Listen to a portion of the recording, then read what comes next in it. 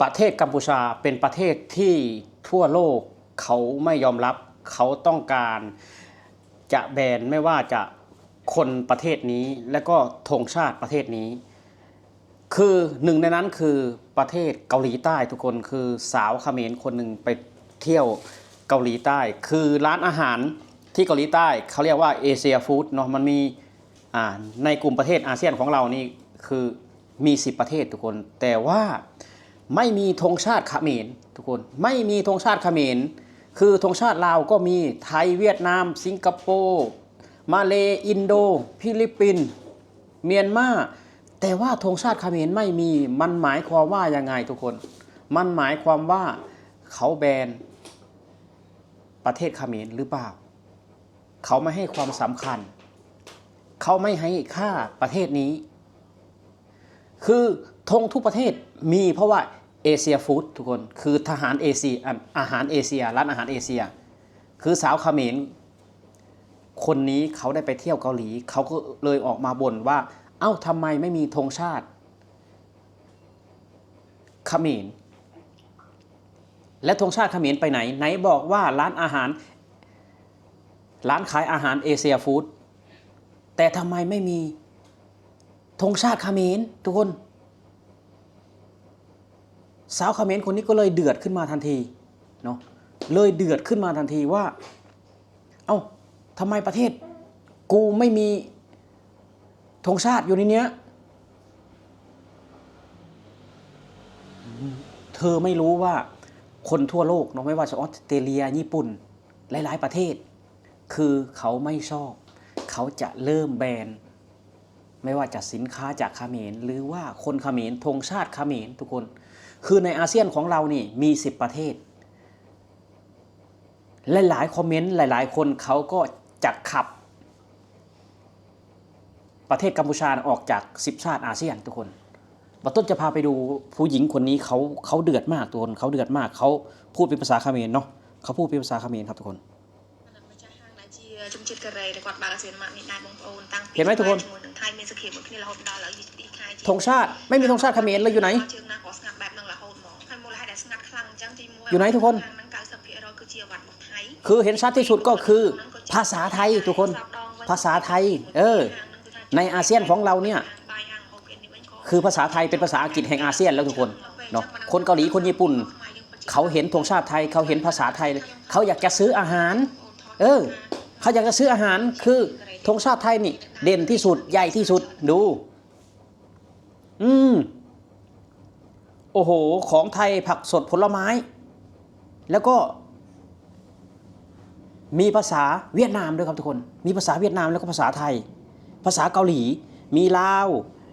เวียดนามไทยเยอะแยะมากมายแต่ว่าไม่มีธงชาติเขมรมันหมายความว่ายังไงทุกคนมันหมายความว่ายังไงมันหมายความว่าคนเกาหลีรักเขมรหรือเปล่าเนาะรักเขมรหรือว่าเบื่อขี้หน้าเขมรเลยจะแบนธงชาติเขมรแล้วแบนอาหารเขมรอะไรมันก็เกิดขึ้นได้ทุกคนเนาะอะไรมันก็เกิดขึ้นได้ประเทศที่มีอคติกับประเทศอื่นประเทศที่ไม่ยอมรับความจริงประเทศที่ชอบเคลมสินค้าของคนอื่น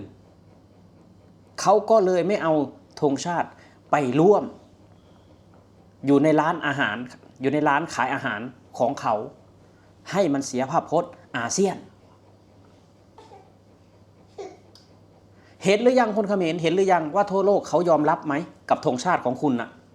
เขายอมรับหรือเปล่าเนาะไม่ว่าแต่ญี่ปุ่นออสเตรเลียเกาหลีใต้แม้กระทั่งเวียดนามเขาก็มีเริ่มมีตะเอะแล้วทุกคนเวียดนามเนาะเพราะว่านิสัยสันดานของพวกคุณเป็นแบบนี้คือเขมรมันคบไม่ได้ทั่วโลกเขาชอบพูดแบบนี้ว่าเขมรมันคบไม่ได้หน้าไหว้หลังหลอกจะไปตีสนิทกับเขาแล้วก็เอาสินค้าเข้ามาเคลมเหมือนผ้าไหมลาวเนาะผ้าสิ้นไหมลาวคือเอาไปสวมใส่แล้วก็ ไปบอกต่างประเทศว่านี่คือผ้าของเขมรแต่ที่จริงมันเป็นผ้าไหมลาวทุกคนเป็นผ้าไหมลาวนี่ครับทุกคนนี่อันนี้คือผ้าสิ้นลาวนะเขมรเอาไปเค้นเรียบร้อยนี่แหละที่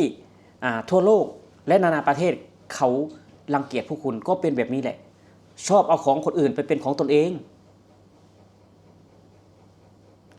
ถ้าคุณไม่เปลี่ยนทัศนคตินะบอกเลยว่าอีก10 ปีนี้ไม่มีใครคบค้าสมาคมกับคุณแน่นอนต้องย้อนกลับมาดูตนเองแล้วว่าประเทศอื่นไม่คบคุณเพราะอะไรเขาไม่ได้เกลียดว่าประเทศเขมรยากจนเขาไม่ได้เกลียดแต่ว่าเขาเกลียดอย่างอื่นคือเขาเกลียดที่คุณชอบเคมสินค้าประเทศเขาเคมไม่ว่าจะอาหารวัตถุต่างๆคุณก็ชอบบอกว่าเป็นของคุณเพราะว่าคุณมีจิตใจที่บอดเนาะจิตใจไม่ยอมรับความจริงจิตใจไม่รู้จักแยกแยะอันไหนของคนอื่นอันไหนของตนเองโอ้โหทุกคนสาวเกาหลีไปสาวเขมรไปเดือดถึงเกาหลีเขาไม่ง้อคุณหรอกครับเนาะเขาไม่ง้อคุณหรอกถ้าไม่มีธงประเทศคุณคนเดียวนะมันล้านก็ไม่เสียหายครับเขากลัวเสียหายแหละเขาถึงเอาธงชาติไทยของธงชาติเขมรของคุณออกไปเนาะคือธงชาติไทยนี่ใหญ่ทุกคนออร่ามากใหญ่มากธงชาติไทยเนาะมองเข้าไปก็เห็นแล้วก็มีภาษาไทยมีภาษาไทยคือจุดขายของร้านนะเนี่ยทุกคนจุดขายของร้านไม่ว่าจะอาหารแช่แข็งผลไม้ไทยเนาะคือผลไม้ไทยอาหารแช่แข็งของไทยไม่ว่าจะไก่อะไรแล้วแต่คือไปถึงระดับโลกแล้วทุกคนไปถึงระดับโลกแล้วข้าวหอมมะลิของไทยไปถึงระดับโลกแล้วข้าวเหนียวเขี้ยวงูของไทยข้าวเหนียวสันปะตองของไทยไปขายที่สหรัฐอเมริกาเพราะฉะนั้นแล้วไม่แปลกเนาะร้านขายอาหารที่เกาหลีใต้เขาถึงทำธงชาติไทยที่ใหญ่เพราะว่านี่คือ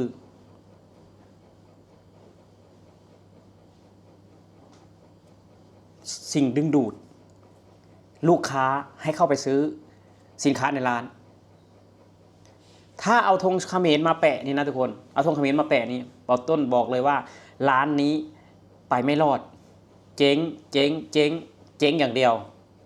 เนาะคือเอาธงชาติไทยไปหากินได้ยาวๆเพราะว่าประเทศไทยไม่เคยรังเกียจประเทศไหนเนาะ